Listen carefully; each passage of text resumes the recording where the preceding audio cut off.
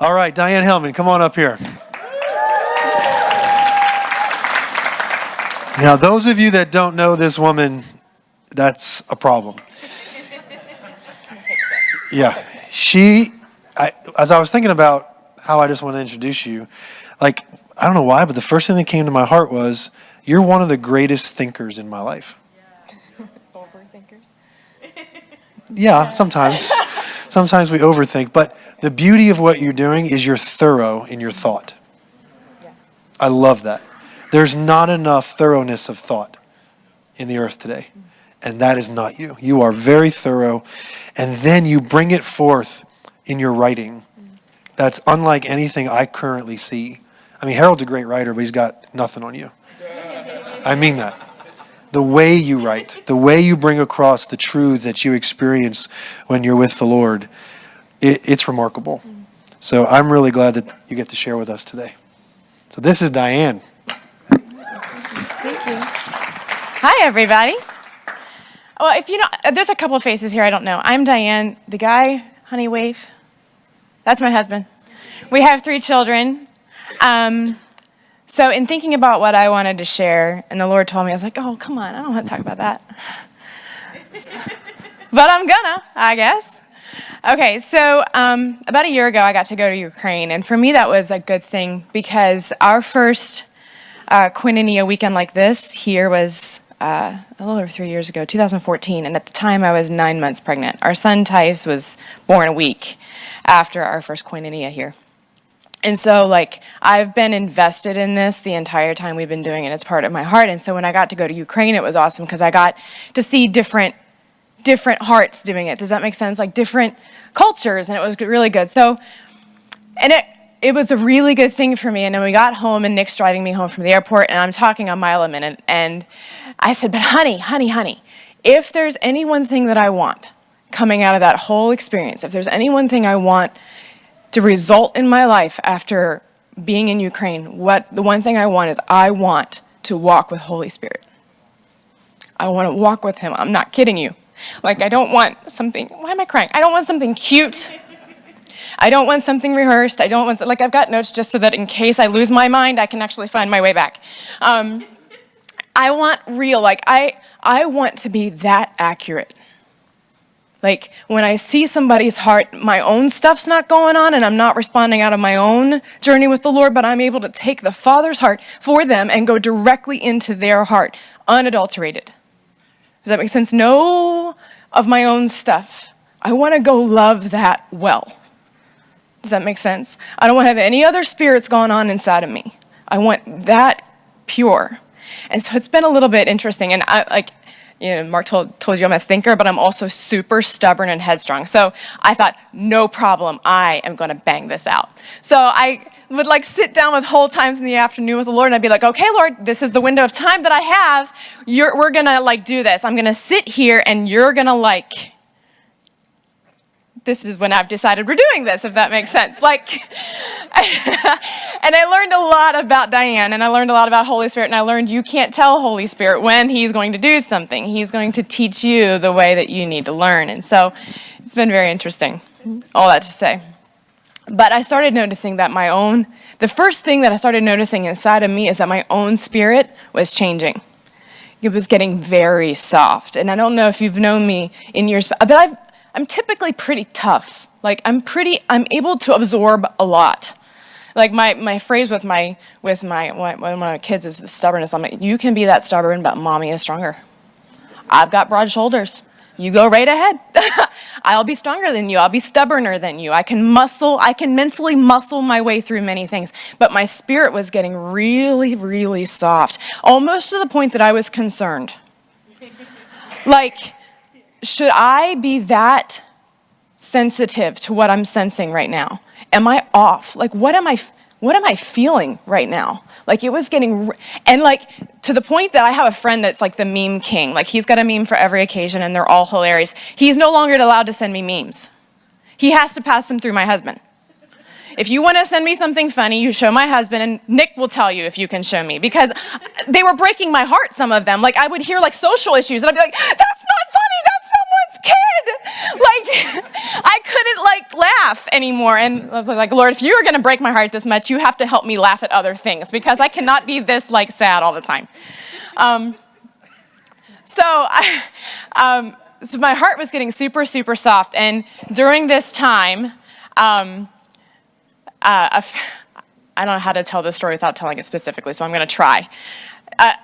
A friend of mine gave me some episodes of a TV show I had watched when I was like, I don't know, 19 or 20. I was never allowed to watch it at my parents' house, but then I moved out. So, and I had seen every episode, and Mark told you I'm a writer, and I like things that are well written. I love dialogue that is so well written. And so I was like, oh my gosh, it's back. I'm going to watch it all. I'm so excited. And I turn it on, and immediately, I'm telling you, like, out of the TV came, like, bleh. And I never felt it when I was 19. But now I'm like, Jesus is messing me all up. And now I can't handle anything. And it's, like, coming out of the TV. And I'm like, oh, no. No. And it wasn't even just minor stuff. It was, like, literally they were mocking the heart of God about an issue. And I'm like, oh, no. And then I just did the thing we all do. I was like, oh, well, Diane, you're a mature son. Filter it. Because it was so funny. And it was so, like, I'm telling you, the writers have a gift from the Lord to write. It was so, like, crisp and smart. And I love smart. And I was like, oh, I can filter this. I am a grown girl. I can do this. This doesn't have to hurt me. And I'm like, they're doing it. And I was just laughing all the time. And I would like an episode before my kids got home, and then go about my day for 2 weeks or something. And then about 2.5 weeks later, remember, the Lord's like softening my heart. I'm a complete puddle, okay? I wake up one morning, and Nick will tell you this isn't true. I'm not physically a nice person in the morning, but my mind is clear. We'll put it that way. I think clearly in the morning. And I'm not socially clear. But anyway, so I'm there, and I'm telling you, I just woken up. And I'm like, all of a sudden, I had seen something on my phone or something, and I was arrested with fear toward my children. And I'll tell you why. We have 3 children, and 2 of our kids are elementary age, so they are in a public school here in Chambersburg. And I grew up in a really conservative, safe, Christian private school. Like, I think the total school, 300 kids maybe, 300 or 400. Like, K through 12, small. Like, everybody in the pond is a big fish, if that makes sense. Like, it's all safe. And so when we put our kids in school, putting them in a public school for me was a, real matter of thought, because that was something I had never ventured into before. But Nick and I were just so convinced that our kids were going to be part of love in that school. They were going to be light. They were not going to be sheltered from the world. We were going to bring them into the world, and we were going to start from little up, teaching them how to love, teaching them in the middle of it instead of hiding them from it. But it took a lot of intention. And so they would come in and they would say, Mommy, we talked about this today. I'm like, what?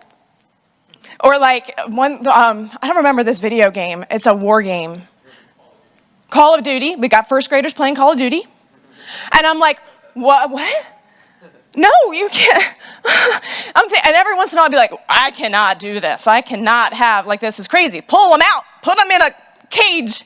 But we would get our mind together, and we would okay, so we'd sit down and we'd talk about love, and Allie would deal with bullies, and we would deal with all kinds of stuff, and love again, and talking about all of these things. And last week we had to talk about racism because white people were calling black people racist, and I'm like, gracious people, they're little, let them be little, but I guess not, So, but I was never we have never doubted that. We would have moments, but at the end of the day, we're like, no, we know they belong there. We know that we know. We know not just our family, but our culture, our extended Koinonia culture can equip children to stand, to rise up. It's in them, But I'm laying in my bed, and I'm arrested with fear for my children. And I'm telling you, I got taken, I don't know if it was in my imagination, I don't know what it was, but I saw a picture of all 3 of my children choosing lifestyles against their identity. I saw them all making decisions. I saw them all literally positioning themselves in wounding and bitterness and hatred and all these places they don't belong. And I was like, and what's worse is the culture in my heart was like, you have no choice. This is inevitable. And like, I probably lay there for 20, 30 minutes, and I'm not exaggerating. It was the worst 20 or 30 minutes like I had lived in a long time, because these are my kids, these are mine. And finally, I'm like, I'm going to start praying about this. So I start praying, and I'm like, yeah, have you ever like had something going on, and you don't realize it's going on until you start talking to the Lord about it? And then you're like, Lord, wait, where did this come from? I don't even know this is not Jesus. Like, I don't know what this is really even. So I'm like, Lord, what is this? What's going on? And he said, you asked for my spirit. I said, right. He said, you can no longer be entertained by the things you were called to have authority over.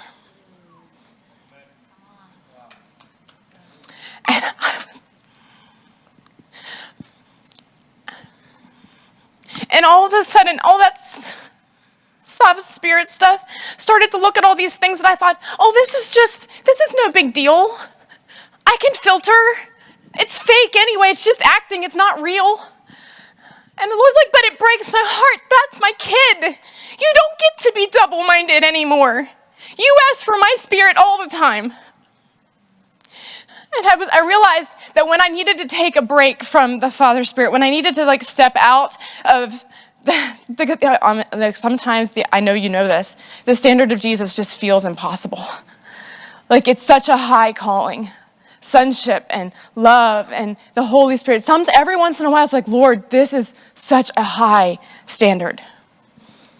And I realized every time that I need to step sort of out of it, to take a break, like just to relax from it, like I'm literally relaxing from my identity. You know what I mean? The Lord's like, that's just where it's here, but it's not here yet. Because the moment it's here, it breaks your heart. The moment it's here, it's not actually restful in any way. It's more like you start to connect this and the Holy Spirit all together, and there's no fight in it anymore. So all of it is against your identity and not just part of it.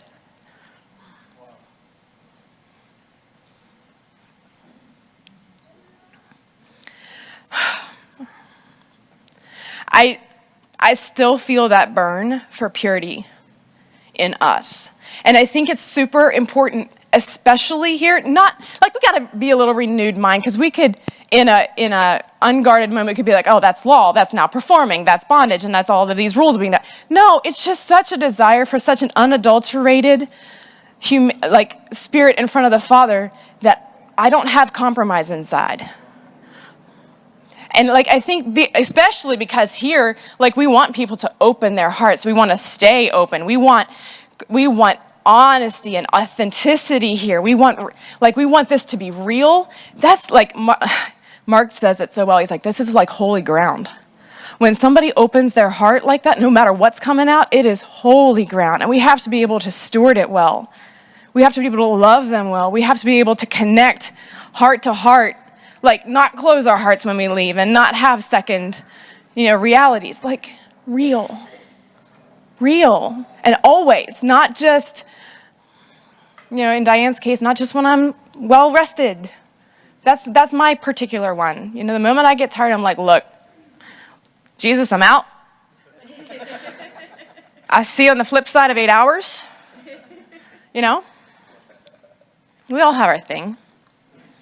But I just think when I'm thinking of purity, and I want to just beg us to keep pursuing that, not just how we behave, but literally bringing our mind and our heart and doing the work of aligning those things and not compromising them anymore. And, honestly, not investing in the thing we're trying to heal. Not investing in furthering what we're trying to heal. Or it's sabotaging ourselves. So that's my heart.